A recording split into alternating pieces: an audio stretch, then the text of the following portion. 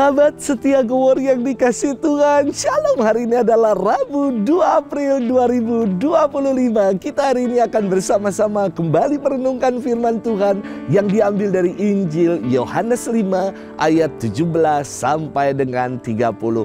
Mari kita siapkan hati kita. Terpujilah Kristus Tuhan, Raja mulia dan kekal. Akulah kebangkitan dan hidup, sabda Tuhan. Setiap orang yang percaya padaku akan hidup, sekalipun ia sudah mati. Terpujilah Kristus Tuhan, Raja mulia dan kekal. Tuhan bersamamu dan bersama rohmu. Inilah Injil suci menurut Yohanes, dimuliakanlah Tuhan. Yesus berkata kepada orang banyak, "Bapakku bekerja sampai sekarang, maka aku pun bekerja juga." Sebab itu orang-orang Yahudi lebih berusaha lagi untuk membunuhnya, bukan saja karena ia meniadakan hari Sabat, tetapi juga karena ia mengatakan bahwa Allah adalah Bapanya sendiri dan dengan demikian menyamakan dirinya dengan Allah. Maka Yesus menjawab mereka katanya, "Aku berkata kepadamu, sesungguhnya anak tidak dapat mengerjakan sesuatu dari dirinya sendiri, jikalau tidak ia melihat Bapa mengerjakannya. Sebab apa yang dikerjakan Bapa itu juga yang dikerjakan anak.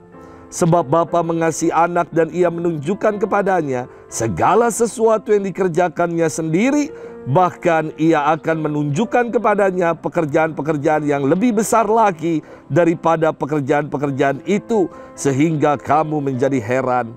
Sebab sama seperti Bapa membangkitkan orang-orang mati dan menghidupkannya, demikian juga anak menghidupkan barang siapa yang dikehendakinya. Bapa tidak menghakimi siapapun, melainkan telah menyerahkan penghakiman itu seluruhnya kepada anak, supaya semua orang menghormati anak sama seperti mereka menghormati Bapa.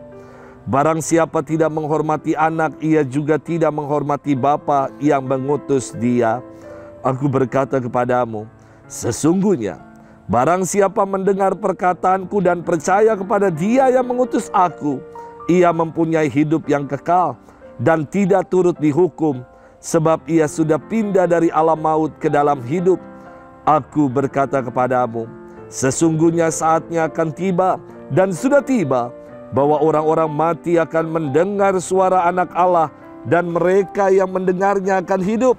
Sebab sama seperti Bapa mempunyai hidup dalam dirinya sendiri, demikian juga diberikannya anak mempunyai hidup dalam dirinya sendiri. Dan ia telah memberikan kuasa kepadanya untuk menghakimi, karena ia adalah anak manusia. Janganlah kamu heran akan hal itu, sebab saatnya akan tiba bahwa semua orang yang ada di dalam kuburan akan mendengar suaranya, dan mereka yang telah berbuat baik akan keluar dan bangkit untuk hidup yang kekal. Tetapi mereka yang telah berbuat jahat akan bangkit untuk dihukum. Aku tidak dapat berbuat apa-apa dari diriku sendiri. Aku menghakimi sesuai dengan apa yang aku dengar, dan penghakimanku adil. Sebab aku tidak menuruti kehendakku sendiri, melainkan kehendak Dia yang mengutus aku." Demikianlah sabda Tuhan. Terpujilah Kristus. Sahabat setia Gowor yang dikasih Tuhan, Shalom. Beberapa waktu ini muncul lagi di sinema film The Kandar Heroes. Dalam film Kandar Heroes ada tokoh yang namanya Lee Mo-cho, kakak seperguruan dari Xiao Liong-li yang terkenal dengan cakar tengkoraknya. Nah, ada satu saudaranya Lee Mo-cho, tahu namanya siapa? Namanya Mo Se-cho. Mo Se-cho ya, Mo Se-cho adalah orang yang kurang kerjaan, gak ada kerjaan, mager, taunya hanya males-malesan aja. Ada anak UMK yang pernah tanya kepada saya begini, Romo itu kerjanya apa sih kalau lagi weekdays? Kan misa, pelayanan, hanya weekend aja. Mungkin menurut anak ini, saya kalau weekdays jadi holiday. Sedangkan kalau weekend baru sibuk dengan pelayanan. Padahal saya katakan kepada anak ini, Kak, pelayanan itu every day, every time. Harus siap. Sampai ada karyawan yang pernah berkata kepada saya begini, Romo, kok Romo gak ada waktu libur sih? Saya jawab, nanti liburnya kalau saya udah mati. Pelayanan kok libur. Sahabat setia Gowor yang dikasihi Tuhan, firman hari ini berkisah tentang Yesus yang menunaikan pekerjaan Bapaknya. Ia bersabda, Bapakku bekerja sampai sekarang, maka aku pun juga turut bekerja. Allah turut bekerja sampai sekarang dan Yesus juga bekerja melakukan pekerjaannya. Pertanyaannya, apa sih yang dikerjakan oleh Bapa bersama dengan Yesus? Tidak lain, pekerjaan dan karya mereka dalam menggenapi keselamatan bagi kita. Dari firman yang disampaikan hari ini, Yesus menyatakan bahwa dirinya diutus oleh Bapa untuk melakukan pekerjaan-pekerjaan Bapaknya, yakni untuk menyelamatkan kita. Maka tadi di akhir firman dikatakan, seluruh orang dalam kubur akan dibangkitkan.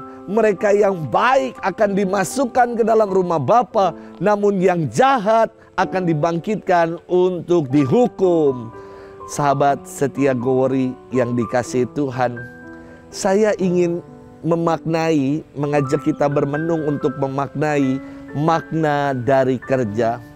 Kerja itu betul aktualisasi diri, pengungkapan diri kita sebagai manusia.